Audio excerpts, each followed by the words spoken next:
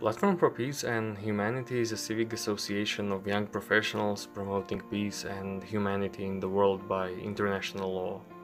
In three pillars of our work, we raise awareness about violations of human rights and international crimes. We provide perspectives on international justice, with our leading research project focusing on war crimes and crimes against humanity committed in Ukraine.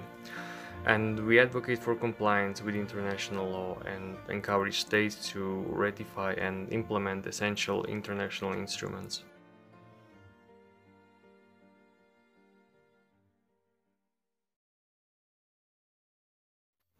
Many young people presently realize that we live in a world where states easily transfer and share arms across borders, but do not share life-saving medicine and vaccines. Where it appears easy to restrict warmongers fueling violence from tweeting, but not from accessing nuclear codes.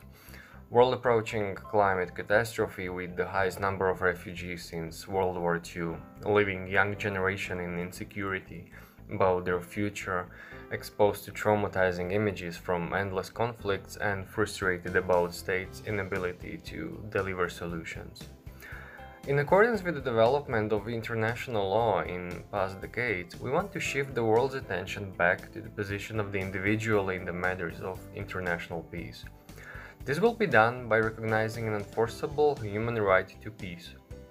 The benefits of having a right to peace recognized in international law are endless.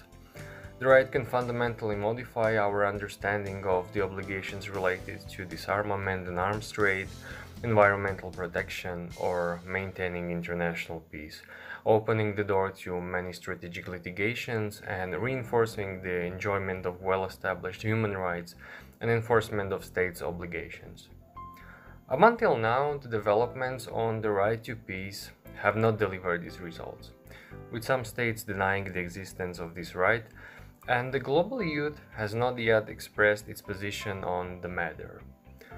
Platform for Peace and Humanity proposes the formation of a global coalition of youth ambassadors for the right to peace that would contribute to the codification and progressive development of the human right to peace.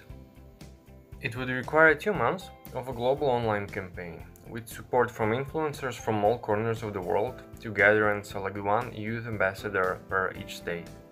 A youth ambassador will be a young person with a track record of peace or climate crisis activism, human rights litigation, or an advocate of change.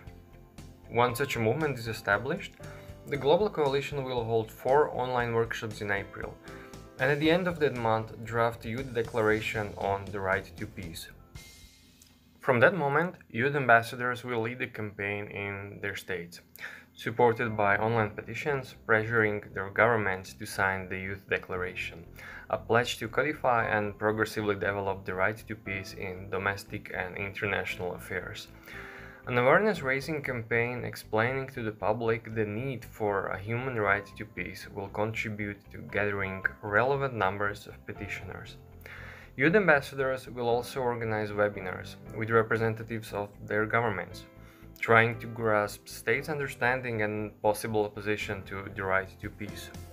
From June, the Global Coalition will also establish close relations with like-minded states to revive in the horizon of 1 year the work in the Human Rights Council on the right to peace, as individuals have not only rights, but are also criminally responsible for disturbing, threatening, or breaching international peace.